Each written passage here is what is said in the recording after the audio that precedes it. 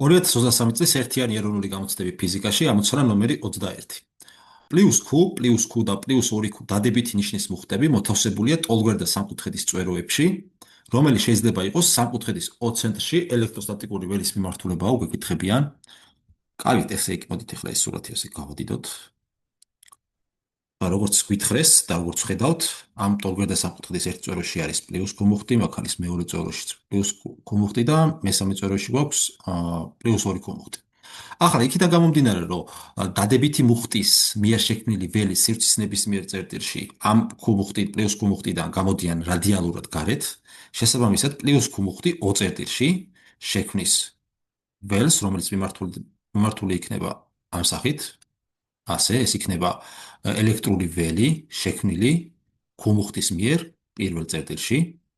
ანალოგიურად, ახლა მეორეს თუ დავაკვირდებით, მეორე წერტილში იგივე +q მუხტი სიდიდით შექმნის აი ამ წერტილში იგივე ველს, ოღონდ მიმართულება რა თქმა უნდა იქნება განსხვავებული, ეს იქნება q მუხტის მიერ შექმნილი მეორე წერტილში, ხოლო რაც შეეხება +2q მუხტს, +2q მუხტიც შექმნის ველს O წერტილში, რომელიც იქნება გამომდინარე იქიდან, რომ +2q მუხტის სიდიდე ორჯერ მეტი არის q-ებზე, ეს იქნება ორჯერ გრძელი და სიდიდეც ორჯერ მეტი, შესაბამისად ეს იქნება E2q-ს მიერ შექმნილი ველის მესამე წერტილში და ახლა რაც შეეხება EQ პირველს და EQ მეორეს, მოდით ახლა თუ გამოვიყენებთ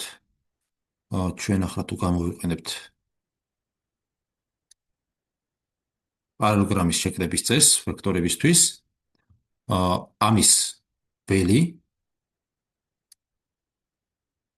ეს ვექტორი იქნება, ეს ველი იქნება E1q-ს +E2-ი, ანუ ჯამურად EQ პირველი და EQ მეორე შექმნის აი ამ დიაგონალი თუ ავიღებთ ამ პარალელოგრამის ამ სახის ველს. და ეხლა ჩვენ გვაინტერესებს E12. ეხლა მოდით ცალკე ამოვიხაზოთ, ანუ ცალკე თუ ამოვხაზავთ, აი ეს O ცენტრიდან გამომავალი აი ეს ველი არის, ესე იგი ჩვენ გვაქვს EQ პირველს +EQ მეორე და ცალკე ამოვხაზოთ, მოდით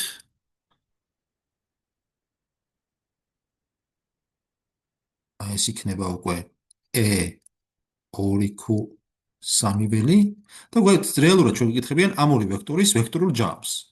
ამ ორი ვექტორის ვექტორული ჯამი შესაბამისად რო გამოვსაუბროთ, როგორი სახე ექნება, სიგრძე ექნება, მიმართულება ექნება E2q სამი ველის მიმართულებით, ოღონდ იმ განსხვავებით, რომ სიგრძეში მოიკლებს.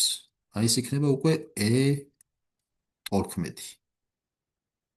ეხლა თუ დავაკვირდებით პასუხებს, პასუხი გამოირიცხა, D-ც, G-ც, აი ამას შევადარებთ ამ ველს, B-ც და ყველაზე სწორ პასუხად გამოიყურება A. ესე იგი პასუხი არის ამ ამოცანაში A.